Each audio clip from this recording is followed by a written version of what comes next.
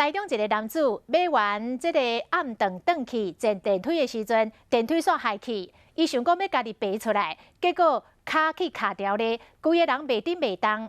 等甲消防员赶到位才甲救出来，加在敢若受到轻伤。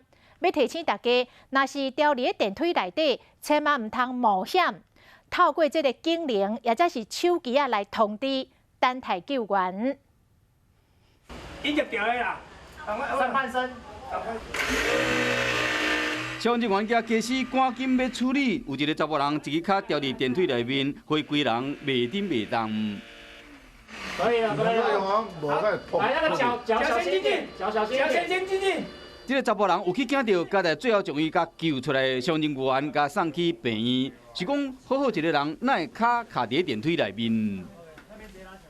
他是说电梯老旧啊，然后应该是卡住了，然后他就试着想要从那边出来，然后他就卡在那边了。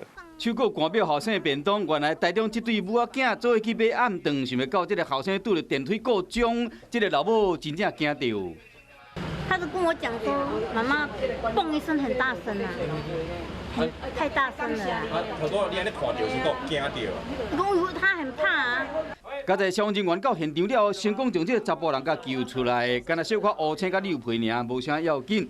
提醒乡亲，若是掉入电梯内，千万唔通冒险将这电梯门变开，先用对讲机警铃，还是手机啊求救，唔通学电影内面的主角想要家己爬出来，安尼真危险。